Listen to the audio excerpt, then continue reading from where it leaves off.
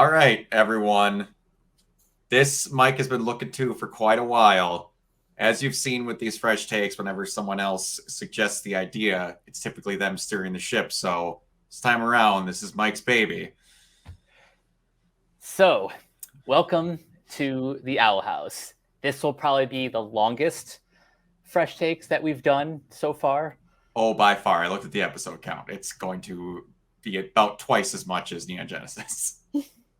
But don't worry. I promise by the end, it'll all be worth it. Okay. For now, we are just kind of getting a lay of the land. This is episode 1, A Lying Witch and a Warden. So, Brock, I'm going to ask you first. What have you noticed so far about this show? That Luce looks like young Lois. Yeah, fair. I've been seeing that all over my Twitter, and I'm like, I don't watch Superman, but I hate the comparison. I was like, that is just her as a child. Damn. But okay. No, one thing as I'm watching this felt like a adult. Someone pitched a show to Adult Swim, and then they said, "Cool, but you have to make it so that it can air on Nickelodeon." Because there's a lot of the older people would understand it type of jokes, and just the animation style and how they handle certain things that you don't get in animation much anymore. That reminded me a lot of like mid 2000s Adult Swim, just not as adult. You're not wrong. This show has been shopped around a couple times before it ended up at Disney. Like, they did shop it around at Nickelodeon and at Cartoon Network. They're both like, nah, we're good. This isn't really our jam. Yeah. But then Disney's like, you know what? Sure, we'll go for it. Maybe we'll be the abusive stepfather for a while. Pretty much. I know nothing about the show other than watching other people not be happy about how it was handled.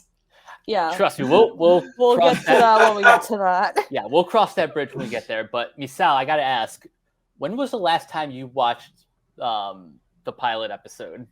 Oh, like the random times they show it on like Disney Channel.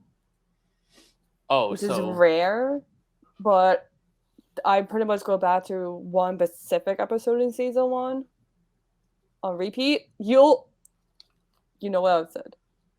So going back watching the pilot, I was like, wow, there's a lot of like hidden stuff from the pilot that that goes back to later on. Yeah, the last time I saw the pilot was about 3 years ago, and I don't want to give away the episode in question that got this show its like boost in popularity, but that was the time where I kind of binged the whole first season up until. See, with me, I watched random episodes like when I was nothing else, and I was like, hey, this is not too bad, kind of cute.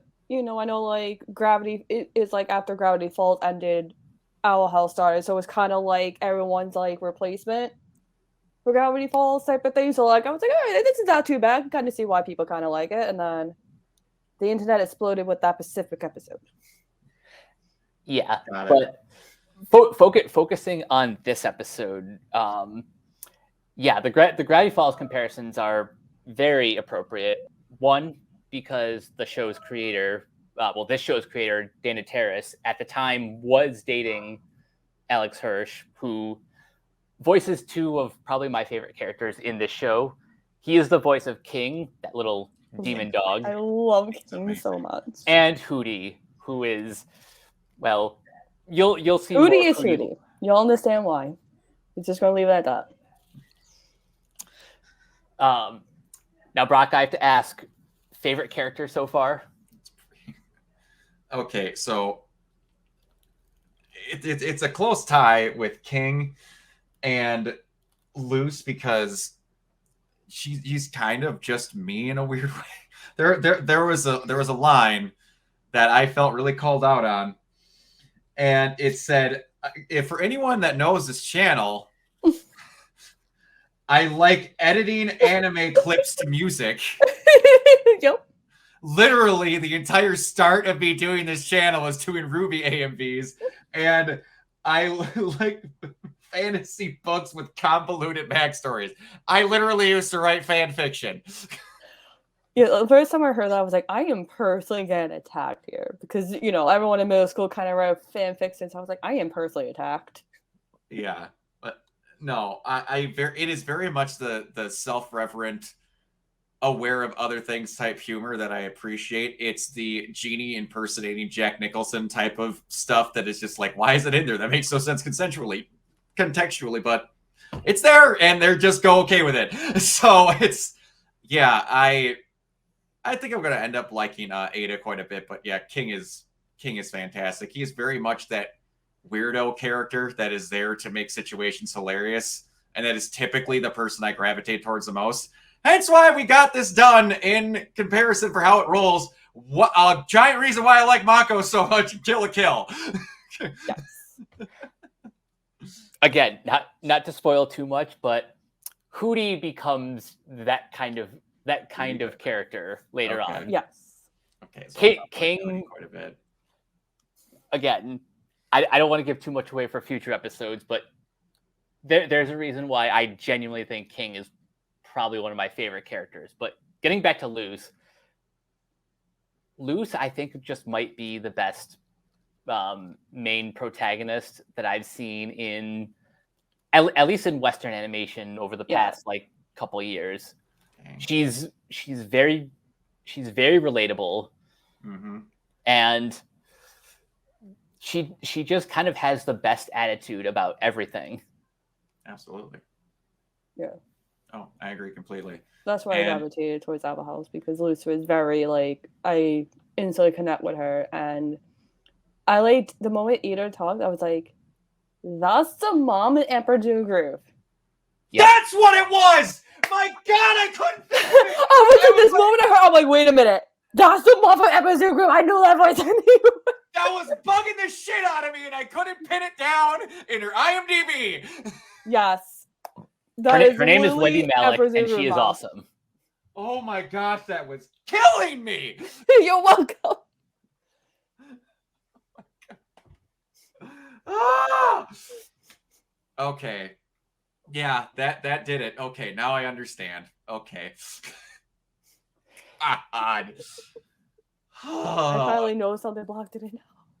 Well, it's like I always have that moment because, like, I was for a good chunk of my growing up. For people that don't know, I was a child of a messy divorce when I was very young, and divorce happened. I believe was finalized when I was in 3rd grade. Dad lost full custody of me when I was in 6th grade.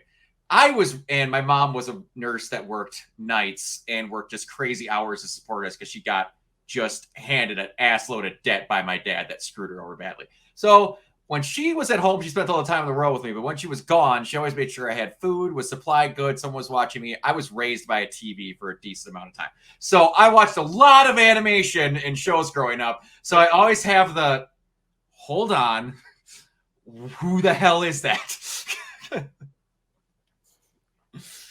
My brain is a giant IMDb that doesn't have all of the pages filled in. They know where they go. Yeah. Oh, is it just a bunch of Wikipedia articles with like this article is incomplete? Absolutely. Edited last by is pretty much what it was. Now, speaking of parents, this is like the most we'll get in the first season of Luz's mom, Camilla, who, as you've noticed, appears to be a single mother, probably a nurse, who honestly doesn't really know what to do with her daughter, which is kind of the inciting incident of all of this shenanigans. Mm-hmm. What do you think of Camilla so far? I mean, that's kind of what, as soon as the show started, I just kind of expected mom's going to think daughter is not okay and need to go to camp. And then it's literally reality check summer camp. Think inside the box.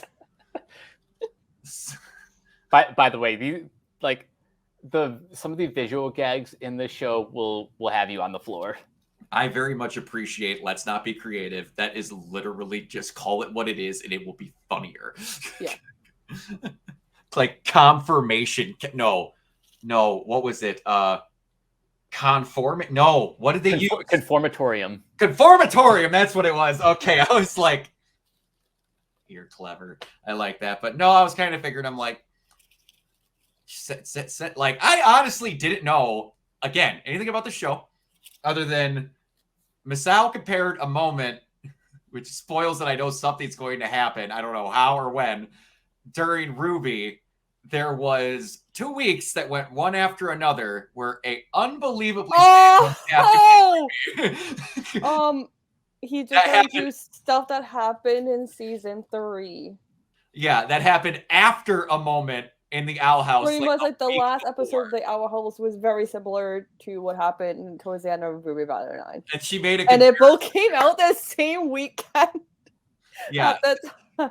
Yeah. She made a comparison. So I was miserable that week. Yeah, she made a comparison to it where she's like, this happened. I thought you said you thought RWBY did it slightly better, or I don't remember exactly what you said. Oh my god. But you made that comparison and I'm like, because like all over the internet, RWBY fans and Owl House fans were like, this is the same thing and we hate it here. Yeah, so when we were doing that, I'm like, okay, I guess I got that to look forward to in the final season of Owl House. I don't know what that is, but I guess that's gonna come up.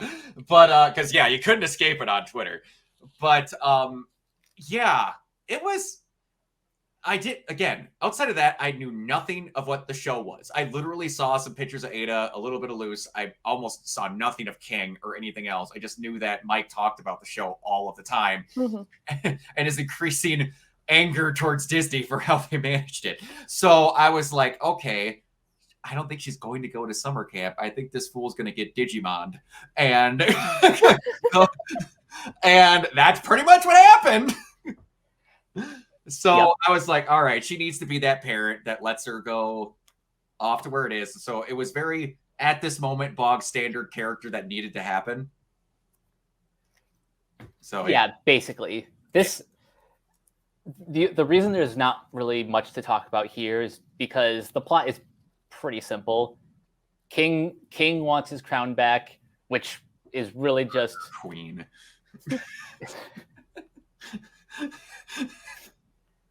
I love all the knockoff references. I love how we went from, boy, is this going to date how long out we have these recorded. At this moment, we're halfway through doing one that is a series before this, and we have a whole nother 24 episode one done before this. We just this past week watched TMNT Mutant Mayhem. Date that for yourselves for when this was recorded. So you'll know how far ahead I have these stocked. They were not afraid in that whatsoever to put everything in this is Doritos, this is Slim Jim, and now we have Burger Queen. It's a weird reverb of like, no, we're not doing that. Which is not bad whatsoever. One's more expensive than the other, but true. It's just funny it's coming back from what we already had. So basically, what's happening in this episode is, again, just kind of getting a lay of the land, establishing a little bit of what the Boiling Isles is, meeting a couple other weirdo characters, and really just establishing the teacher-student relationship between Luz and Ida. Yeah, it's good. I like the, I want to say, no shame in trying to be unintentionally goofy. At certain points, just like King is a perfect example of that. Ada, like her wrist just falls off because, because why not? It's just a part of getting old, I guess. And I feel like my knees feel like I'm 60. I sadly relate to many people in this freaking show, and I'm only 32. No problems. You are not that much younger than me. I'm not a boomer yet, so I can still say it. But yeah, it's good so far. it is an animation style that I have not gotten to see anything close to in a long time. So it's appreciative to have something a little bit different for once. Yeah. I just realized this really outside of like a couple movies, this is really our first Western animated fresh takes that we've done. It is. We've done a trilogy of video games before we got a freaking fresh takes on something Western, which we were going to do at some point. I was just like, with these discussion shows, typically how bonkers animes are, they tend to make for good conversation.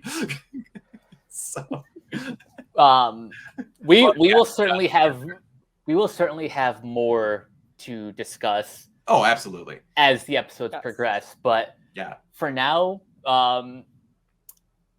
how do you think you're going to like the show moving forward? Oh, I have if it's the same tone like this, I'll love it. Absolutely. It's got the exact type of humor that I want in shows. Like, people give me shit that I like still quote SpongeBob, and it's 2023. Everyone knows. It's like, that was written better than a 90% of some of the garbage crap that Nickelodeon pukes out on kids that have no concept, that they're like, we can't make it too difficult because they won't understand it. No, you can be adult and like have things that people would understand, like a joke that could fly over a kid's head but couldn't, because you're accepting the fact they might be intelligent. A good show that is doing that is Bluey. Bluey? It's a preschool show. Oh, I didn't know. From Australia. Yes. Oh, nice. It's on Disney Plus, and it's very wholesome. Everyone my age watches it, even though it's aimed for little kids. So for me, it's a win-win. Hey, it's still good. But yeah, with keeping this up, I missed having stuff like this.